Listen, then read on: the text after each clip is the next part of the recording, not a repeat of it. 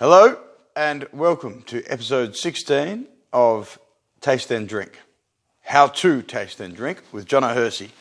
Now, in this episode, we are going to be tasting a 2018 Domaine Agnes et Didier Dauvissat Chablis Premier Cru Beauroy.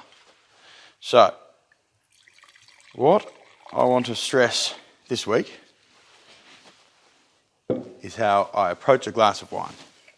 So, pretending that I know nothing about this wine, it's in the glass in front of me. I might have had a bit of a glimpse of the bottle. First things first, I look at the colour. Nice little sort of green hue to a lemon sort of colour, not straw, not hazy, not developed, not rich. It tells me it's a fresh wine, bit of moderate complexity. The nose straight away, predominantly dominated by lime, fresh air.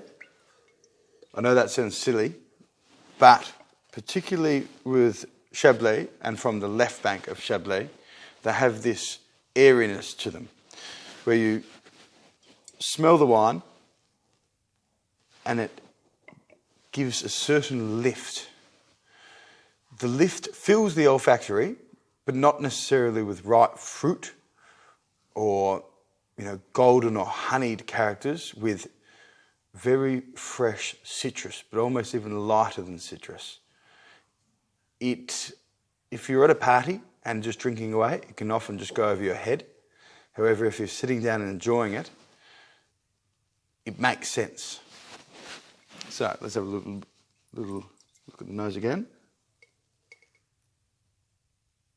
Lime, sea spray, airiness, a little minerality, fresh, lively, lemon peath,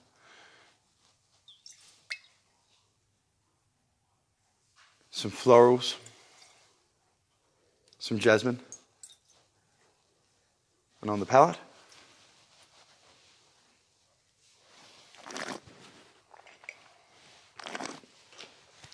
first things first, acidity, very present, very long. Now, when I say long, I'm talking about the pleasant flavours that last in the mouth. So, just say you have a bitter wine, a wine that maybe isn't necessarily supposed to be bitter. See, Italian whites have a little bitterness, and they can be lovely. But just say a wine is overtly bitter or overtly oaky, and these flavours last in the mouth for quite a bit, but the pleasant flavours do not last long, then it has a short length. However, in this glass,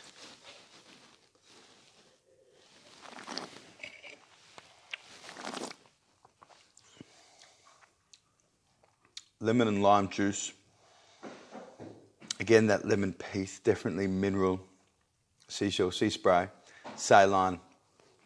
And I'm tasting that still as I am talking about it, and still now,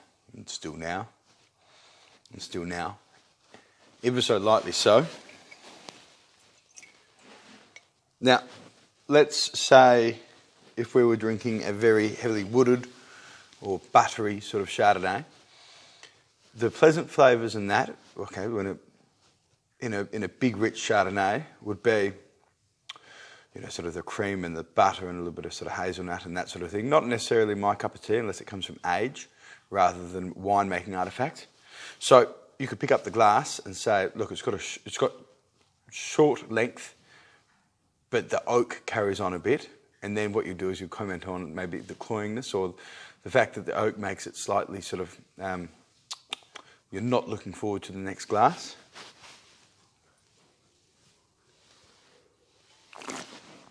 Now, best times to drink Chablis: with oysters, with seafood, on the beach, with friends, barbecues, pretty much anything. Chablis for me is the perfect wine.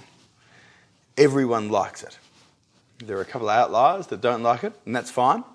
However, if you just like to have a drink, or you like Sauvignon Blanc, or you like Grand Cru Burgundy, everyone can meet in the middle at Chablis.